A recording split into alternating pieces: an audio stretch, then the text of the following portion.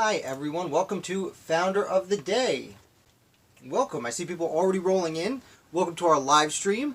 Let's be frank, you're here. Thank you so much for showing up. I was planning on giving you a shout out pretty much right off the bat. As everyone comes in, I'm very excited to say I've had a huge increase in subscribers in the last 1 week. Last week when I made this video I had about 192 subscribers, and right now I have 351 I just checked. That's well over 100% increase, and I'm humbled and honored that you guys would take the time to subscribe and come watch these with me. So thank you so much. I should give a few shout outs. There are a handful of regular viewers who were nice enough to go out of their way and share. I know I'm supposed to say share at the end of every video, and I generally don't. I ask to hit like because that helps me out. YouTube is a big fan of hitting like. That puts me in front of more people. But I also was lucky enough to be invited to be a guest on Let's Be Frank's channel. It didn't go very well. There were some technical difficulties, which I take 100% responsibility for. As a much smaller channel, I am still feeling things out, and I never considered wearing headphones, so I apologize to Mr. Let's Be Frank. But I will make sure next time we're good. And I've gotten a lot of subscribers through that, and through a handful of my regular viewers reaching out and sharing online. So big shout out to everyone. You know who you are. Thank you so much for all your support. This is a lot of fun. Speaking of which, if you want to hit like while you're here, I truly appreciate it. We already got people coming in, like and share. Hi guys, hi. All right, well, usually there has been less people than we already have commenting, so it's been easy to keep up with the questions. So we'll do our best to keep it up. Please feel free to ask anything you want. I'm going to do my best to answer every single question that comes in. And the way we do our live videos, for those of you who are new here, I don't just have this webpage. I don't just have this YouTube channel. I also have a webpage called founderoftheday.com. I started about 2.5 years ago, where I used to publish 7 new articles every week, and now I'm only 5. And I recycle some of the old ones. Since I'm about to hit 1,000 articles, I'm recycling some of the old ones to make sure they don't get lost in the crowd. And what we do here is I'll go through the last 7 founders of the day and just talk about them and answer any questions. And that's way, I know many of my YouTube viewers don't necessarily read the articles, so this is how I share. Although if you're interested to follow along, I do have links to each article in the bottom. So let's get started. The last thing I should say is Fridays for the last 1.5 years, since October 2018, every Friday I reviewed one of the Federalist papers on my Federalist Fridays. Now that just ended 2 weeks ago. It was a long 1.5 years, so my new subscribers, sorry about that. I usually save that for the end, and I wrote like a summary this weekend, just some reflections, and I'll go over that later. Last thing really is, they are releasing the Broadway play Hamilton on Disney Plus this week. I am very happy I got children, because that meant I got Disney Plus, and now I have this coming to me, and I'm very excited for it. I've only been able to listen to it, and from what I've heard, listening to it many, many times, many parts of it are great. Some of it's a little more, love story, but parts of the second act, there are about 5 songs on there that are the best description of the Washington administration that I've ever heard in any media. So because of this, it's coming out on Friday. I'm going to let Disney crash a few times, but this Sunday, which is the 5th of July, when everyone's getting over their hangovers on Sunday, at noon Eastern, I am going to do a live stream here, where I'm basically going to count off and say, all right, everyone, I'm going to 3, 2, 1, and hit play here, and I'll have it in my headphones, and I'm just going to chat about it. So if you want to come and join me and hear what I have to say, ask some questions, I think that'll be a lot of fun. I only usually do 1 live stream a week, but it's the 4th of July. We got to do something, and they're handing it to me. So without further ado, there is a lot going on here. Please share this out to everyone. Thank you. Hi. Everyone's saying hi. Great. We're making friends. Revolutionary friends. This is fantastic. Thank you again for coming. Now, let's see. Oh, Frank, you haven't... the play has not... They're just releasing the play as a movie, and it looks like they did it better than most theatrical pieces. I've never seen it, but 100% of the play is in song.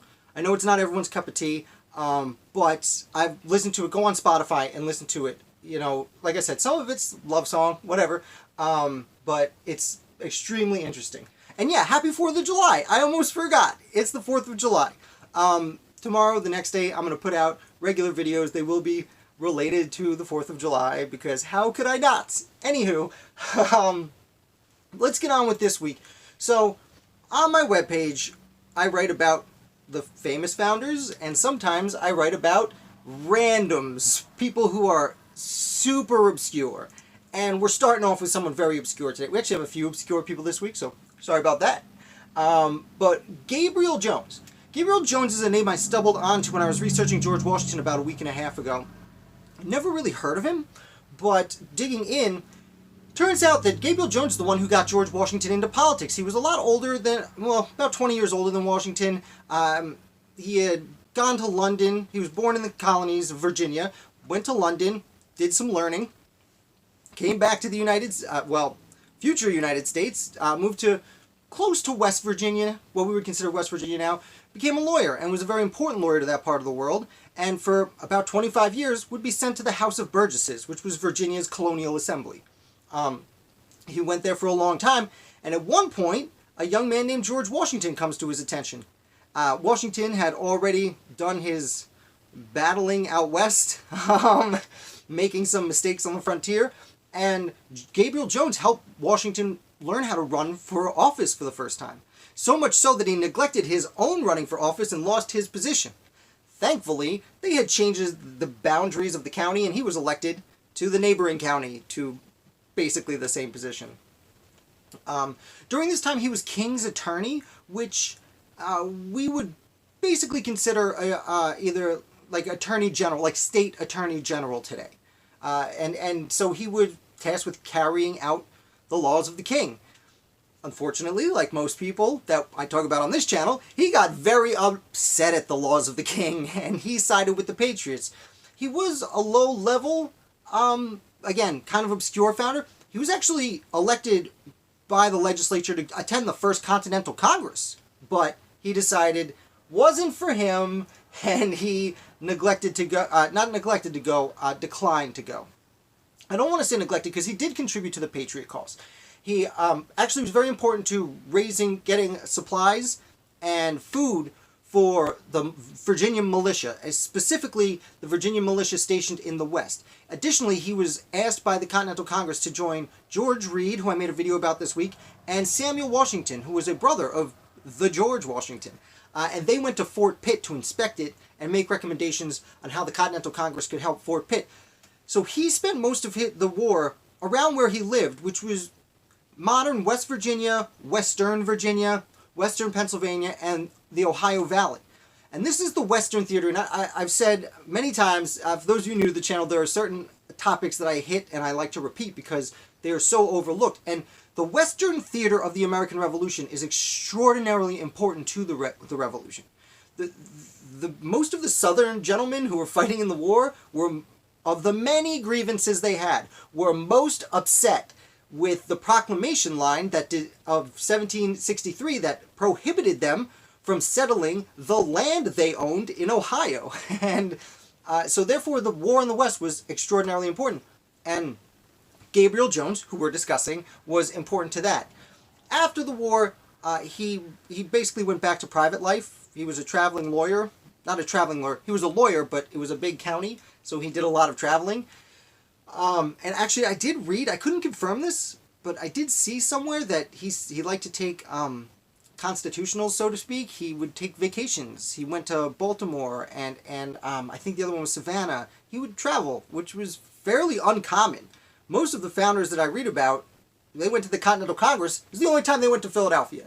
You know, they're not all Benny Franks and John Adams and Tommy Jeffs going to Europe. Most of them don't go very far from their home for a substantial portion of their lives.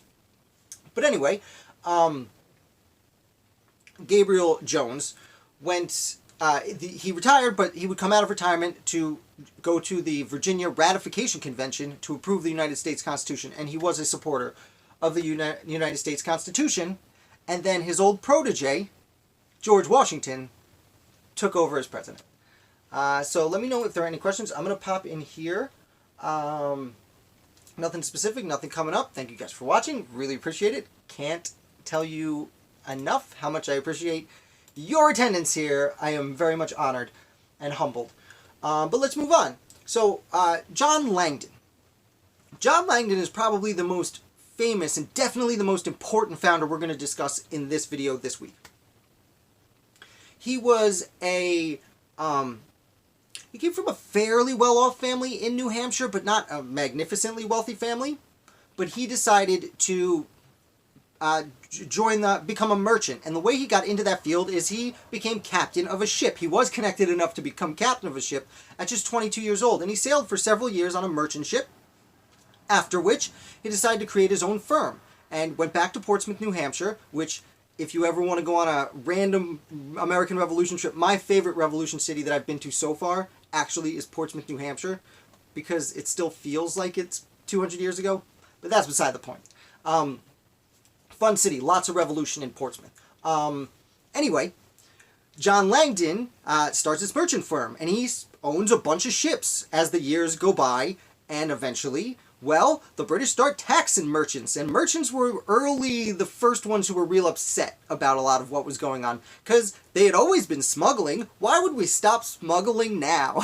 And that was essentially, much like John Hancock and many others, John Langdon's attitude. So Langdon is already built wealth in this fairly substantial city for the time, but again, big cities back then were very, very small to what we consider now. So he was a leader in Portsmouth.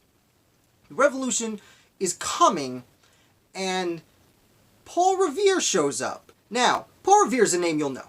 He had the Midnight Ride.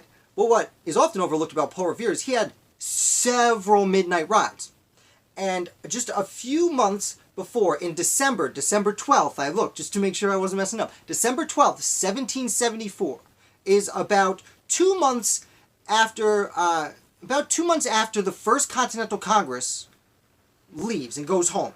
In October of 1774, First Continental Congress issues the boycott, goes home. December 1774, Paul Revere shows up on the powder alarm.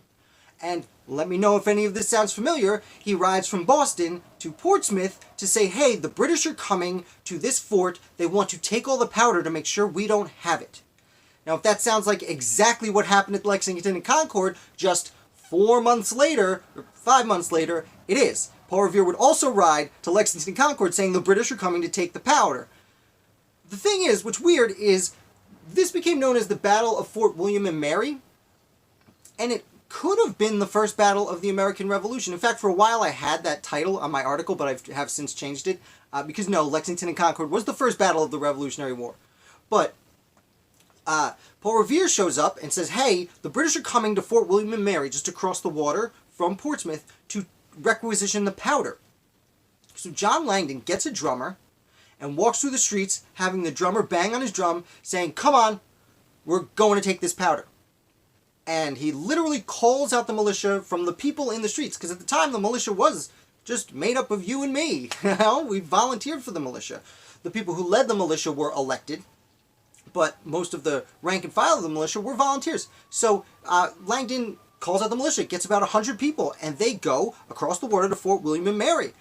And the fort is only defended by 6 people because, again, the Americans were British, and the people in the fort were not very scared of them coming to get us, or to get the... They didn't think the people were going to come attack the fort. But that's what they did. Now, there were some shots fired, but no one was hit. The 6 men, it was 5 soldiers and an officer in the fort, and I apologize, it does sound like there is a fire truck driving by. They heard the powder alarm, but okay, sorry about that. Anyway, Langdon leads the men to Fort William and Mary. It's only defended by 6 people. They fire some shots, no one gets hurt. But the British soldiers are told to defend their post, and they do. And they, try and fight people off, but the numbers are so overwhelming. 6 people can't beat 100 people. It just, you'd have to be a very superior 6 people. Basically, they go in, and John Langdon takes out the powder, and they bring it back, and they hide it from the British. Much like they would do just months later at the Battle of Lexington and Concord. Striking the similarities. I will also add that John Sullivan, who is another important founder, attended the First Continental Congress, another really important New Hampshire founder, and who would become a major general in the Continental Army, went back that night with more men, and they took the more guns. They took, I think it was 16 cannons. Don't quote me on the number of cannons, but 15, 16 cannons they wheeled out of there. This was a big moment, and people knew about it. And it's a little bit shocking that it didn't break out the war right then. But then again, there were a lot more people killed at Lexington and Concord. I don't mean to laugh, I apologize, but than at this. And that's essentially what this week's article was about, because when I write my articles, I try and focus on an event in someone's life. But I will say, John Langdon ended up going to, he would be governor 4 times, twice in the 1780s and twice in the first decade of the 1800s. He would be governor of New Hampshire, and he would attend the United States Constitutional Convention and sign the United States Constitution, and he was then elected as one of the inaugural members of the United States Senate. And I like to remind you, there were only 13 states, which means there were only 26 senators at the time. So he was one of those 26 people. And just to show you how important he became in the Revolution, he was chosen as president, the first ever president pro tempore of the United States Senate. And the president pro tempore is essentially the vice president of the constitutional, the United States Senate. Not to get too confusing, but the vice president of the United States is the president of the Senate, and the president pro tempore is the vice president of the Senate. So that's John Langdon. I did see some things coming in. I want to make sure there's no questions. What's up? What's up? Very interesting. Thank you. I'm trying. I appreciate you guys being here. Hey, what's up? DM, you need to have him on your show again so we can get more subscribers. I've gotten so many, I can't even begin to demonstrate my appreciation. Thank you all for watching. Thank you so many for hitting like. I always like to pop over. I keep the article I'm referencing here so I can glance at the headline to make sure I don't skip anything. You can tell I talk a little fast and I don't want to leave anything out. But I always come back to make sure I'm not missing any questions. As we saw yesterday, I'm still fairly small, fairly low budget. I only have the one monitor. I need a second one, clearly. I need headphones, we've learned. And we're all growing. I also, if you do want to support this site, I do have a Patreon page, which I've been working really hard on. My goal right now, I believe, is to hit 25 bucks a month so I can get rid of, there's a little watermark here for the Mystery Live program I use. When I hit 25 bucks a month, I'm going to get rid of that because that would help me zero out my expenses on the website, founderoftheday.com. So that's really my goal right now. If you care to help, I'm just happy you're here right now. Thank you so much. I'm willing to take the hit as long as I have to of the 25 bucks. So, after John Langdon, I probably should have published about John Sullivan, who I mentioned earlier, but instead I went with John's brother, Woodbury Langdon. Woodbury Langdon, again, is a very obscure person. Sorry, newbies. We are talking about very obscure founders this week. Woodbury Langdon was brothers of John Langdon. So similar situation, grew up in Portsmouth, but he decided to start a counting house, which was hard. Counting house is hard to explain compared to a merchant firm. Kind of like a bank, but also did trading and some stock breaking. Yeah, like kind of like a bank. But he did very well, like his brother. Made a great deal of money. Yeah. So when the American Revolution breaks out, he watches his brother storm this castle over here, and the Revolutionary War is breaking out, and Lexington Concord happens, and Woodbury says, oh no, I need to collect money from England. This was a fairly common situation with many people at the beginning of the Revolution, and it helped. So it's why there were so many people who found themselves in the middle. You know, it wasn't 50% fighting for the loyalists and 50% patriot. There were a lot of people. I call them the Forgotten Third, is the little handle I made up for them, of people who were just like, I just want to go about my life. And Woodbury Langdon would have lost his entire fortune and gone broke if he didn't basically not take a side at first. So he sailed to London hoping to collect his debt, and he even petitioned the government to help him collect it, but they didn't help. So 2 years later, Woodbury comes back to the United States, now the United States, although it was a colony when he left, and he sails into New York. Because he sailed from Britain, and British ships were sailing to New York because New York was occupied by the British for most of the war. Now he gets to New York, and he really hasn't declared a side, and he essentially tries to weasel his way out of it. But General Howe knew who his brother was. It was no secret that his brother was an active patriot, who I did leave out. As I said, I always skip things. John Langdon had attended the Continental Congress for a brief time, although he had left just before the Declaration was voted on to go to New Hampshire and build several ships that were used by famous Navy officer, father of the American Navy, John Paul Jones. But anyway, as for Woodbury, he gets to New York and they know what his brother's been up to. So General Howe doesn't really believe that Woodbury Langdon is not a patriot, although he has nothing to say he's not a loyalist, because there were brothers who separated over this. The Low brothers, actually with my next person I plan on talking about that a little more, so I will get back to that. But essentially he's arrested but put on parole, and he's allowed to walk around New York City like he's not arrested. He's just not allowed to leave New York City. Eventually he does escape the island. I call it an escape, but he essentially just left and was fortunate enough to get back to New Hampshire and not get caught.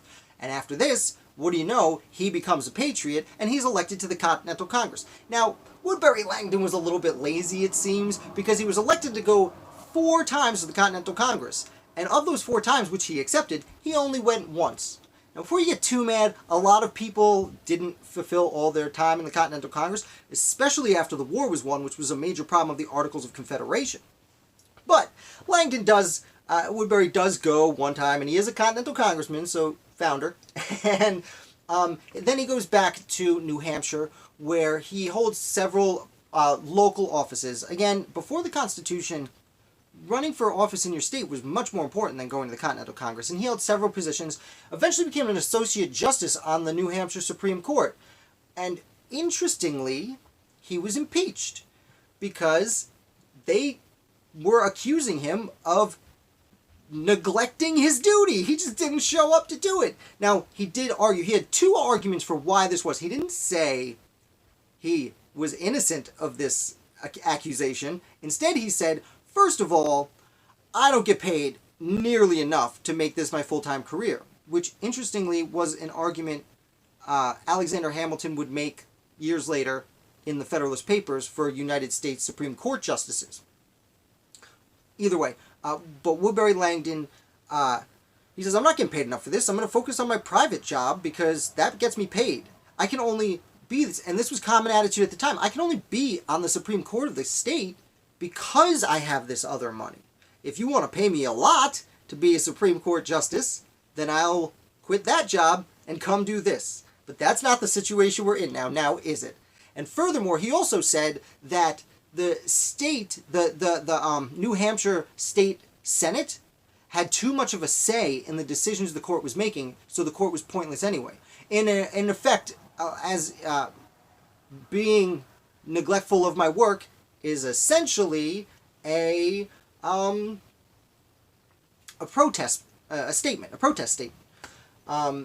He was impeached, but as we've learned again recently on the television, although we don't talk about modern politics, but you might remember, just because you're impeached doesn't mean you're convicted. But he actually resigned after he was impeached instead of going through the trial for a conviction of neglecting his duties, and went back to private life. He did attempt to get elected to the United States Congress, which at this point had been created, but, well, his reputation was kind of tarnished. So he just went back to private life and forgot about that. So I'm going to check. I do see people writing some things. Excuse me. Okay. Subscribe. You guys are being very nice. No questions. It's so good. People come from... Thanks, man. I really appreciate you. Frank, you're saying a lot of nice things. Oh, Tarot. Yeah, I guess I shouldn't apologize. They deserve a little bit of... the main theme of my website and my channel here is that, as I said before, we like to say the Founding Fathers. And when you say that, you think of the Big Six. What I like to call the Big Six. Washington, Adams, Franklin, Jefferson, Madison, Hamilton. The Big Six. But there are... in the last 2.5 years, of the 1,000 or so articles I've written, I've only covered the same person a handful of times. I've probably written about over 800 different people, and I am nowhere near finished.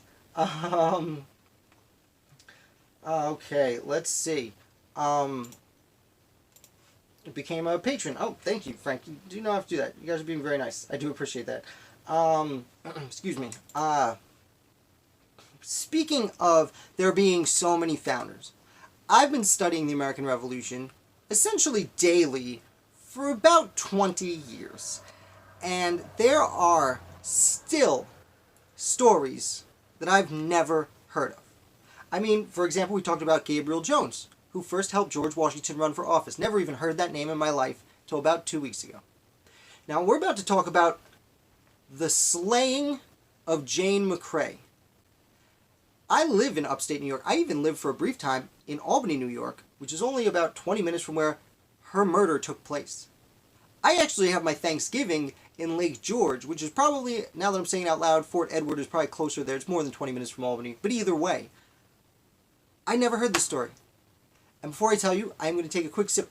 I must tell my viewers, I talk a lot, real fast. I turn off my AC so it's not too loud while we're doing this. So I do have to have a sip of coffee every minute or two.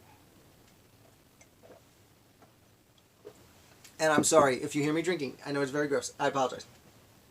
But it's the only way we're going to make this happen.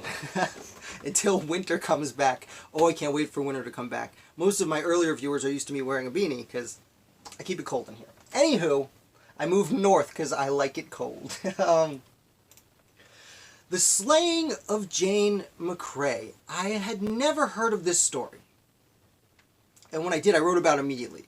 I usually write articles, you know, I'm usually 3, 4, 5 articles ahead every week. I usually write a bunch on the weekends. I'm ahead.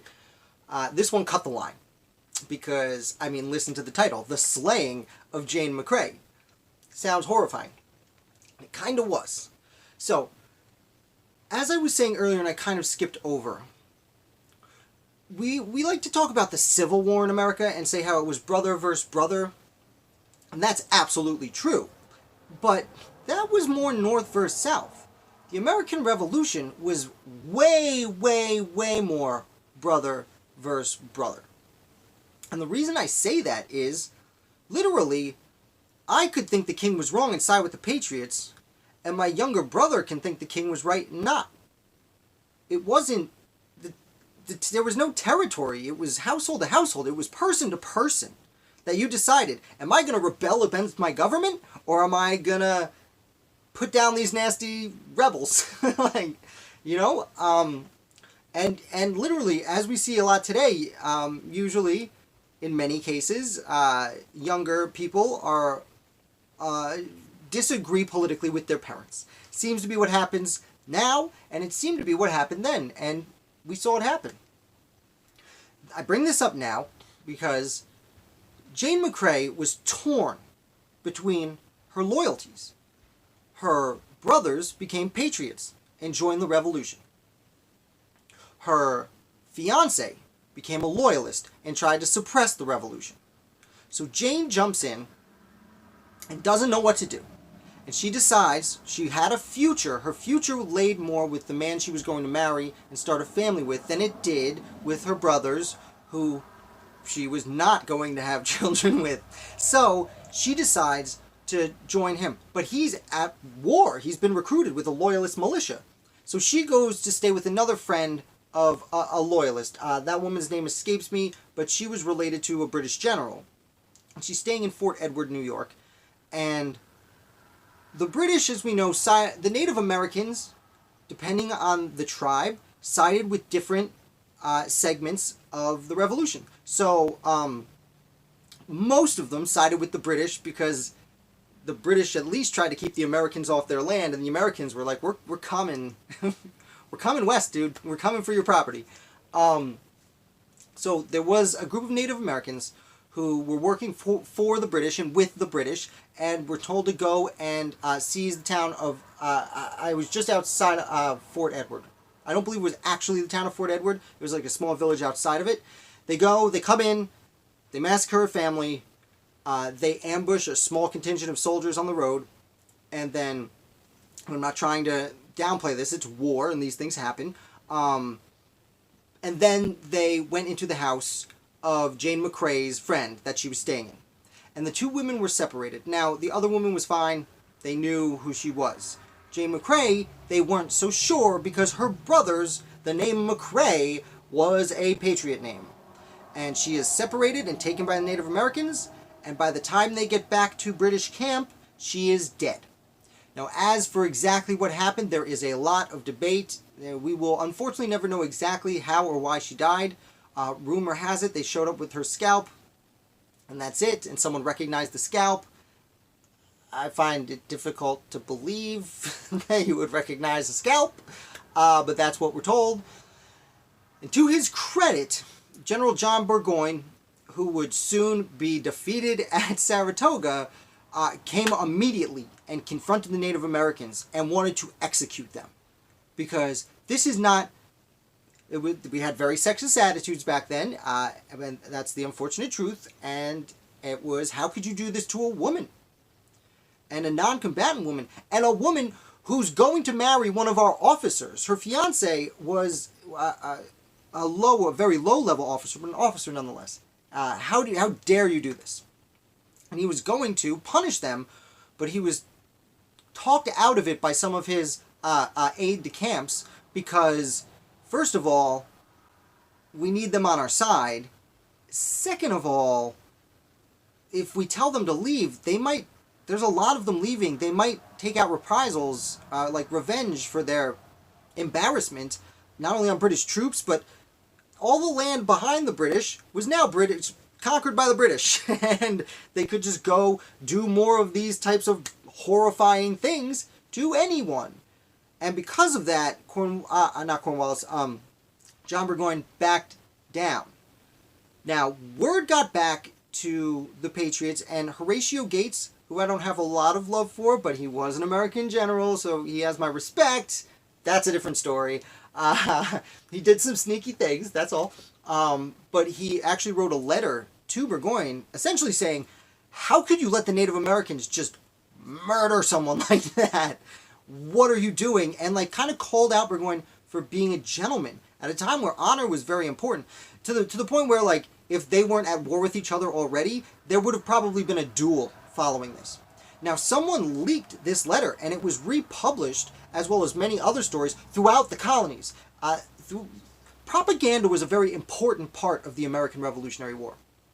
And I know we like to think it's a more modern thing, but it wasn't. It was very important. And this letter and this story, the slaying of Jane McCrae, became a very important propaganda piece. There were many martyrs throughout the war to keep spirits of the soldiers high, to keep people fighting, to keep the spirits of everyday people who were suffering. Because when there's a war and you're living in the war zone, you suffer in more ways than one. Sometimes it's hard to get food. Sometimes hard to get clothing. Sometimes people come and just take your stuff. Both sides, not just the British. So because of that, it was very... The story of Jane McCrae was blown up. She was said to be the most beautiful person to ever live, who never did anything wrong, and, she was probably just a regular person, like the rest of us. But that's that. Anyway, we will... that's essentially where the story ends. Sorry, I lost my train of thought a little bit. Something rang. I don't know what happened. Someone might have donated. I'm not entirely sure. If you did, thank you. Again, still getting used to this whole YouTube thing. I'm trying my best. Thank you guys again for coming. But as for the American response, what's very interesting about the story of Jane McCrae is she was siding with the Loyalists, but she became a martyr for the Americans because it was, look at how there's no humanity. These Brits have no humanity. They'll do anything to anyone. They'll let the Native Americans come destroy us, which was an argument in the Declaration of Independence. Also, they'll just get the savage, I apologize, what they would have called the savages to murder people, commit atrocities. So, that's that. Again, I just find it extraordinarily interesting that a loyalist could be a martyr for the Patriots, essentially. And what would also fall out from that, I'm reminding myself here, not only would it help recruitment, because the Americans always had problems recruiting for the first half of the war, but it helped a lot with recruiting, especially in New York, which was a battleground state. I mean, look, the two armies are there. We're about to hit the Battle of Saratoga at this point. The British own New York City. And the Native Americans, the war with the Iroquois in upstate New York was very important. And sentiment had so turned against the Native Americans because of this and many other things. There were, the Wyoming Massacre, which was in Pennsylvania, not in Wyoming, and the Cherry Valley Massacre. The Native Americans had made themselves very unpopular in especially Pennsylvania and New York. But those, coupled with the story of Jane McCrae, ended up with this Sullivan-Clinton expedition that would go on to burn villages across upstate New York. Again, sorry, I don't mean to laugh. It's not funny. That's just how I respond to these things. That's the story of Jim McCrae. Again, any questions, please let me know. I'm just reading through what you've been saying. Thank you so much. Buy some $20 earbuds. My setup is, that's not actually the problem. To be honest, I bought a camera and it was fine, but I use my phone because the picture's way better and the sound's way better. Problem with my phone is my jack broke. I guess what I will have to do is get some Bluetooth headphones.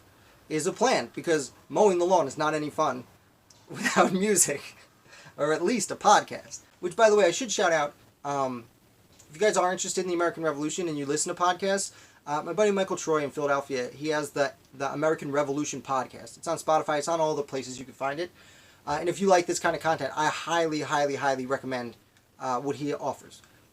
He basically, unlike me, who does things super randomly, started at the beginning of the revolution, and over the last 2 years has gone step by step through every event.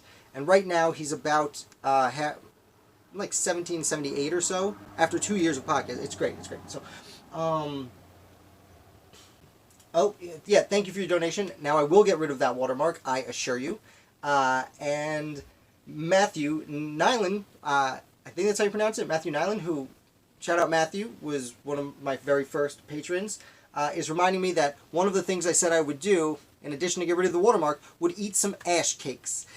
For those of you who don't know what ash cakes are, they are a very basic food that soldiers sometimes ate when they had essentially nothing but flour. You take some flour, get it wet, you start a fire, and you put it in the fire and cook it in the ashes, which is why it's called an ash cake. So I now will have to do that. I'm going to put that out on my I'll probably just put that out on the Patreon channel for those of you who are donating, so thank you. So feel free to donate to my Patreon page and you will see me eating something super gross. Thank you all so much. Let's continue. How long are we in? 37 minutes, okay. Usually they're between 45 minutes and an hour 15. So we'll see where we land. I hope this time is good for everyone. It actually took a while to figure out what day and time was best. It turns out most people can make it on Wednesdays. I used to do it on Saturday afternoons. That was a terrible idea. Now we do it on Wednesdays at 8:15 because it's about 5:15 on the West Coast, and hopefully people can make it home from work and maybe eat dinner while you participate. So let me know if you have any questions about the slaying, of Jane McCrae. Excuse me. I'm going to take a quick sip. Ugh, because I talk a lot. And by the way, I know I've already promoted my Patreon page, but I'll point out, because the Revolution, 4th of July is coming up, my hand trembles, but my heart does not. This is a saying by Stephen Hopkins, who signed the Declaration of Independence as an old man who had palsy and was shook, and he was nervous. People thought he was afraid to sign the Declaration, so he made it clear while he was signing it. He said, "My hand trembles, but my heart does not." I have that and a few other quotes in my shop on coffee mugs, stickers, and t-shirts. I got a Washington quote and a Jefferson quote in there too. If I basically made things that I wanted. There are 3 quotes I really love the most. I made some shirts about so I could wear them, and some coffee mugs so I could drink them. Figured I'd share them with you. I doubt they'll get there by Saturday if you order them now, but just putting it out there. Thank you guys. But again, I'm just happy you're here watching. I appreciate you so much. Talk about the Battle of the Clouds, or as I titled it, the fight that got rained out. Essentially, the major battle of the American Revolution that just never happened. Excuse me. During the Philadelphia campaign, the British were coming to take Philadelphia, and they would successfully take Philadelphia. But during this time, Washington had there was the famous Battle of the Brandywine, which didn't work out very well for the Patriots, and they kind of left. And this was just a month before Horatio Gates won the Battle of Saratoga, which, again, Horatio Gates ended up not being so great. I'll have to make another Horatio Gates video probably next week. But anyway, Washington did succeed earlier in the war in New Jersey, the battles of Trenton, and then again at Princeton. Was looking all right. Kind of lost Brandywine, although it wasn't, to my understanding, a horrible defeat. But the British were looking for Washington because they just wanted to get rid of him. He had the main army, as it was called. And it turns out they found out, oh, Washington's just less than 10 miles away. Let's go get him. So they go and try and get him. Washington, Casimir Pulaski, the Polish founding father, essentially, who had just saved Washington's life at Brandywine a week earlier, he rides up and says, Washington, they're coming. They're coming, dude. And so George says, okay. Now what Washington could have done was turn to the hills and get a better perspective to have his army defend their position against the attacking British army. But what he did instead was he determined to meet the British army head on. First, he does what he always did. He got someone, this time, why would the name escape me? Anthony Wayne, who I forgot to put a link to in the article, which is why it's not in red here, standing out to me. General Anthony Wayne, who had a long career of being an important founder ahead of him, was sent with about 1,000 men to slow the British progress. So as the British marched, they were going to do what the Americans like to do. Fire from the woods, run away. Fire from the woods, run away. Fire from the woods, run away. Until eventually Washington's main army got there. And this is what happened, and Washington's main army gets there. And there's about to be a major battle of the American Revolution. I mean, we're talking about, at this point, Washington probably has about 10,000 men, and the British have probably between 5,000 and 7,000 at this battle at this point. So we're talking about 15,000, 20,000 people about to shoot at each other with muskets. And all of a sudden, the skies open up. And it pours. And there's boom! I kind of made a joke in the article this week because I called it really scary thunder. And that's essentially what it was. A nor'easter, as it might be called. Thunder and lightning everywhere, and just downpouring rain. To the point where people could barely see. The British did send some, and I always say this name wrong, not Jaegers, I believe it's pronounced, some of the German mercenaries they had hired out with their sabers to attack the Americans. And they did take about 40 people captive and kill a few, but it was so thick with rain, the rain was so heavy, they could barely stab people, as crazy as that sounds. Furthermore, between the fact that they used gunpowder was now soaked, and especially for the Americans more than the British, the cartridges they used for ammunition were soaked and destroyed. So you have 20,000 people who are supposed to be shooting at each other and have nothing to shoot, and can't even stab each other because it's raining so hard. So Washington decided to retreat, and General Howe just kind of led him. And that was it. And that is what is called the Battle of the Clouds. I know there's no founder. Almost every day I read about a specific founder. Every once in a while I read an article like this. That's not really about a founder. It's more about an event or a happening. So I guess George Washington was the founder yesterday. We'll call it that. Washington seems to be the star of that tale. Let's see, any other questions? No? Again, everyone, feel free to ask anything you like. I will do my best to answer, and I will certainly be honest with things I don't know. Although, I should say, I forgot my notepad. I usually have a notepad here where I'm scrolling out questions. Now, today, I published an article about Joseph Jones, which someone recommended to me last week on the live video. I wrote it down, but I didn't write down who told me to. And I apologize. I believe it was Hercules Muscleman, I think, was the one who recommended that. So thank you. It might have been you, Matthew. I'm not sure, because they said, hey, this is the guy who wrote the letter to Washington at Newburgh. And I will get to that. But when I heard the name Joseph Jones, I said, wait a minute, didn't he raise some? Was he James Madison's stepdad? And then I said, no, James Madison's dad was also James Madison. I was thinking of, it was you, Matthew, right. I was thinking, thank you again for doing that, because I heard the name and I'm like, I know this name, I know this name. It was the adopted father of future President James Monroe. So, Joseph Jones's sister dies in 1774, and his brother-in-law also dies the following year. No, I got that wrong. His sister died in 1772, and his brother-in-law died 2 years later in 1774. And that's when he adopts all of his nieces and nephews. He had no children of his own.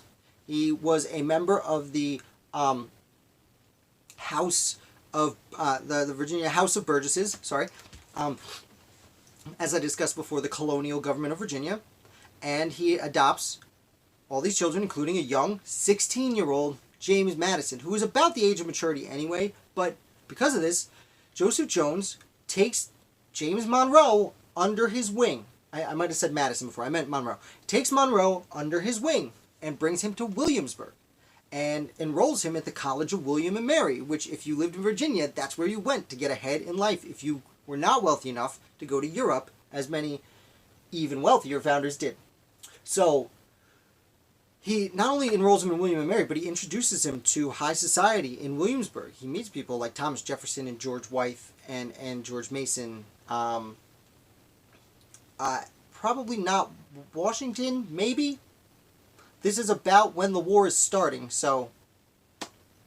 Alright, thank you, DM. Thank you for coming. I'll look forward to you next week. We start at 8:15. It always runs a little past 9. I apologize for that, but thank you so much for coming. I can't wait to see you again. For the rest of you, after taking James Monroe under his wing, Joseph Jones continues being a revolutionary. He doesn't go to the Continental Congress or anything like that. He does. I got a little ahead of myself. He brings Monroe and introduces him to society, and then he attends the 5th Virginia Convention. Now, the 5th Virginia Convention was essentially what other colonies were calling their Committee of Safety.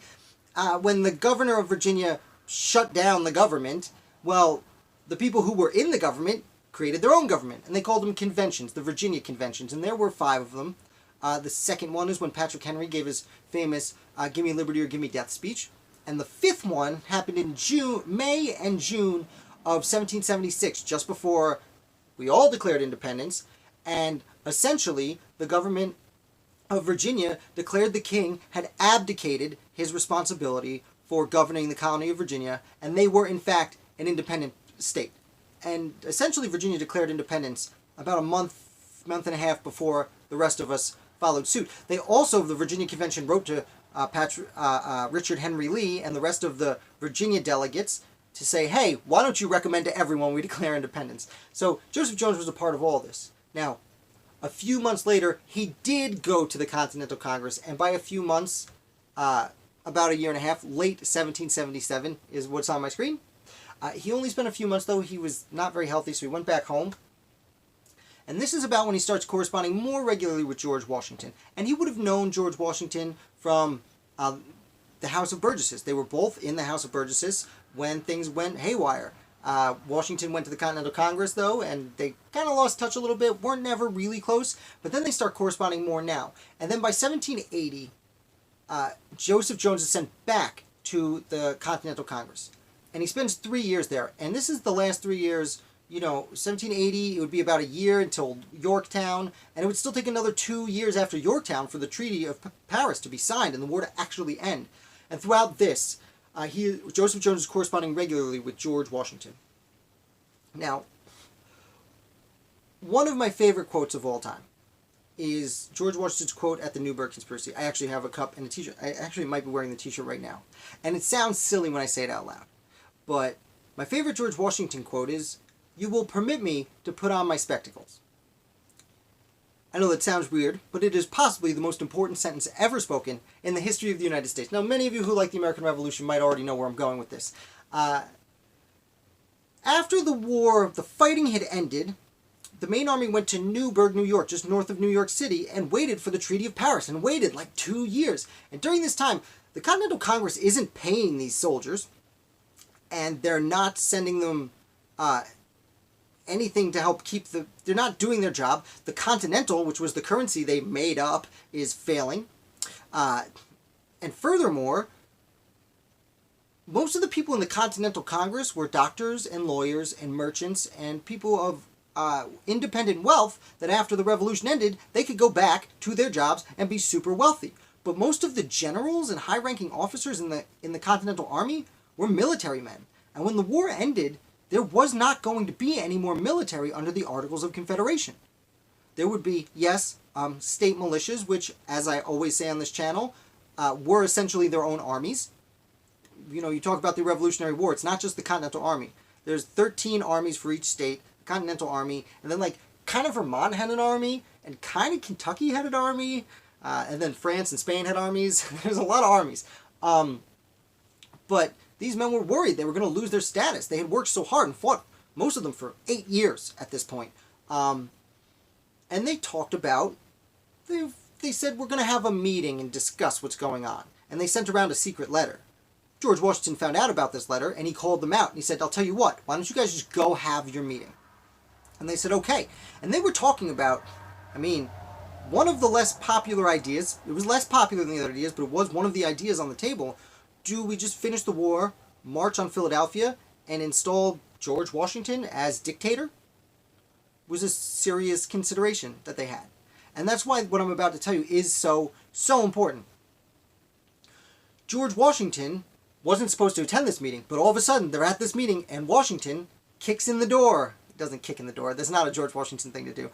Let me not take too much artistic license, but Washington walks in the room while they're having this meeting and the room falls silent. They're like, what is George Washington doing here? And again, he had just won the revolution. He's commander-in-chief. He was the one they wanted to take over.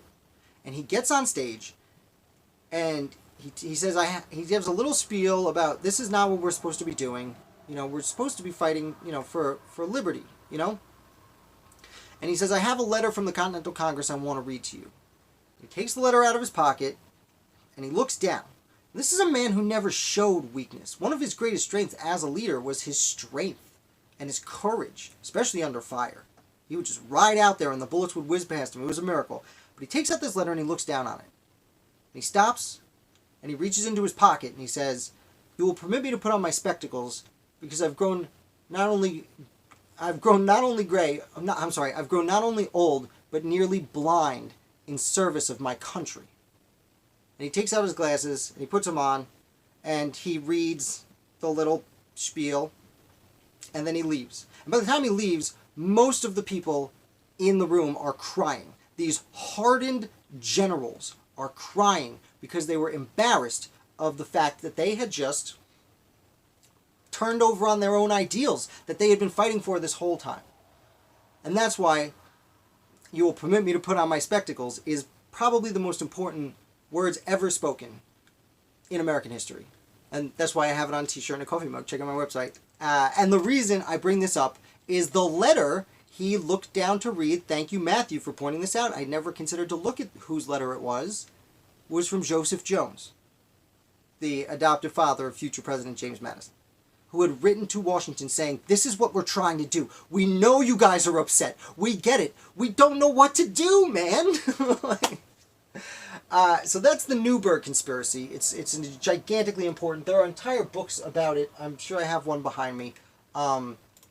See if there's any questions or anything. Nope. Oh, I do want to point out, too, I like to recommend a book every week just to help. You know, I have a link down below. There are affiliate links, but I get like 6 cents on every book you sell, so I'm not trying to like make money off the books. But every week I recommend a book, and this week, because Hamilton's coming out, and the Hamilton play is based on the book Alexander Hamilton by Ron Chernow, I am recommending a different book on Alexander Hamilton. This book is called Alexander Hamilton American. It's by Richard Brookhiser, who's one of my favorite authors. He's the one who turned me on to other founders when I read his book on Gouverneur Morris, who was an astonishingly interesting person, let alone a founder. And this book it's a biography of Hamilton, and it looks at his entire life, but it looks at how he developed his political thought over time. as opposed to just standard biographies like the one the play's based off that talks about everyone else. Blah, blah, blah. So, link below if you're interested in this. I do want to check this out. Stream is in excellent condition, although it's telling me I'm having problems over here. I hope that's not the case. And let's finish up. Some reason I should point out, I did 2 people with the last name Jones this week. One was on Thursday and one was today, so I didn't even realize I did it until I was setting this up. But the Federalist Papers. So as I said, I wrote reviews on the Federalist Papers once a week for the last year and a half, more, since October of 2018. And I just recently finished it up, and I'm going to start in about 2 weeks doing Anti-Federalist Fridays.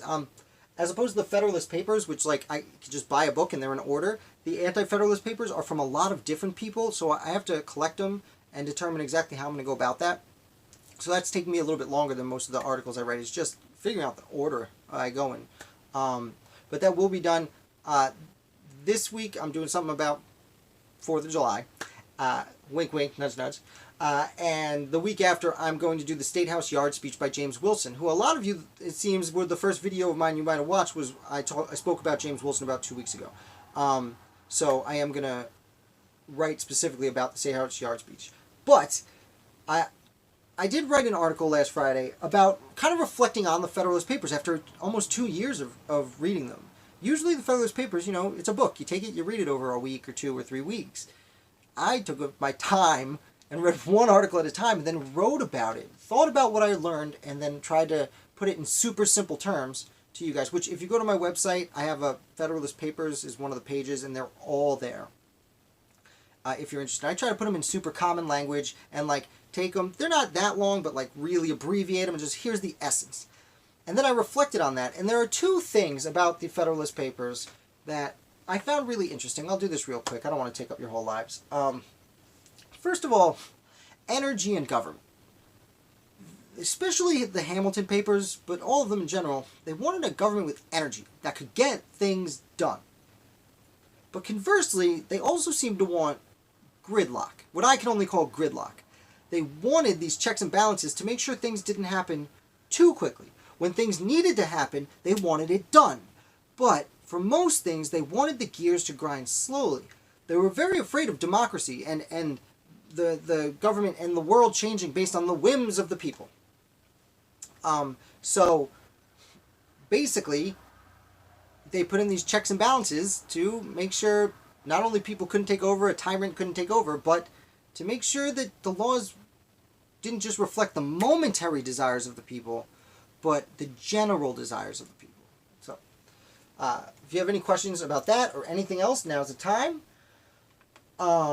It's just about to hit an hour. Thank you everyone for coming and watching me speak about the American Revolution for an hour. I am humbled by the growth of this channel in the last week. I'm humbled by the one person who signed up in September when I started. I can't believe anybody would like to hear about this. Although, that's why I started the channel, because I noticed there wasn't anything like this on YouTube. I thought everything had been done on the internet, and I looked for someone to be doing this so I could just watch, and they weren't. So, my father called me selfish a few times for not being a teacher and not sharing this information, so here we are. King Charles, been rating David McCulloch's Pioneers, and I was wondering if you've heard of Manasseh Cutler. If so, Manasseh Cutler. If so, could you make a video on him? The name Manasseh sounds super familiar. I have written about over 800 people, so I have forgotten some of the articles I've written, believe it or not. The name Cutler does not stand out to me. I apologize. I will write this down. Oh, not prepared. Up here. No, no. Manasseh Cutler. King Charles. I'm writing down your name so I remember to thank you next week when I do it. As I said before, the videos I make are almost always, this week's an exception, it's Independence Day, but almost always based off articles I've previously written. So I will try and write an article about them this week. As long as they fit into the revolution, I assume they are. You know what we're talking about here. I will look into them. I'll write an article this week, and I'll talk about it in the live video next week if that's generally what I'll do, because I don't necessarily want to make a video, talk about someone in the live video and do their own separate one. I guess I could. Depends how amazing their life is, but I don't want to repeat information for you guys too much. So thank you so much, King Charles. I will certainly look into it. I hope to write an article this week on it and come back to the live video next week, and we'll talk about it. Was there any other questions? Great book. Oh, Tarot. Oh, you've read this book? Tarot? Is this the great book? It is a great book. Richard Brookhiser is an amazing author. I don't know if he still is. He actually for a long time was the editor of the National Review, I believe is the title. He has written several books. He just published a book on John Marshall a few months ago, 2 or 3 months ago. There is another book on Gouverneur Morris. I'm sorry, I know you can't hear me if I turn around, but I know it's behind me. Gouverneur Morris, where are you, dude? Gentleman Revolution.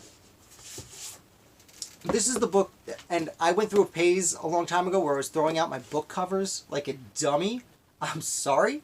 But there was, so I don't have the cover, but the book is called Gentleman Revolutionary, The Rake Who Wrote the Constitution. It's about the one-legged ladies' man who literally wrote the Constitution and wrote the words, "We the people."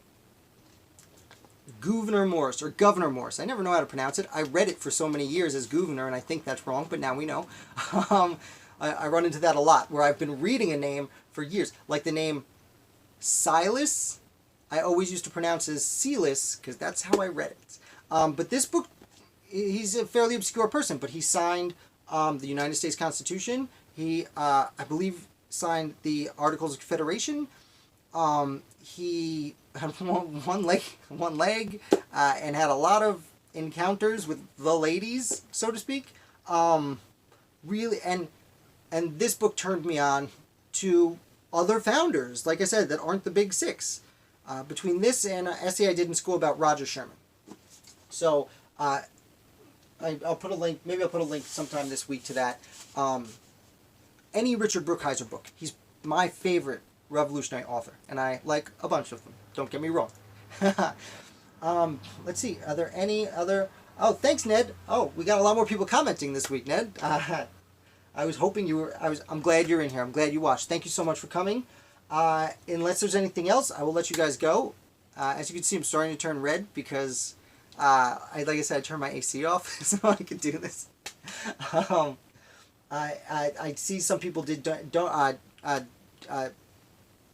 contribute to my Patreon page. I am flattered and flabbergasted that you would consider doing that. Thank you so much. As I said, always open to new things. I am going to say, Ned, before you go, I want to tell the new people who are joining us. A while ago, I did a discussion about a property that George Washington owned that he sold to someone else. And the name of the property was Round Bottom. And I always thought it was funny. Maybe it's the childhood sense of humor in my mind that thinks George Washington, fancy George Washington, owning a piece of property called Round Bottom is funny. But that is how we end these live streams. Until something better comes along, I asked the 3 people that were coming to these live videos what they wanted, and we came up with Round Bottom. So, unless there's any further questions, I bid you adieu. I'll be out with a new video tomorrow and the next day, and then Monday and Tuesday, and 1 week from today at 8:15, another live video where we will chit-chat about the American Revolution. Thank you again for all of your support, and Round Bottom.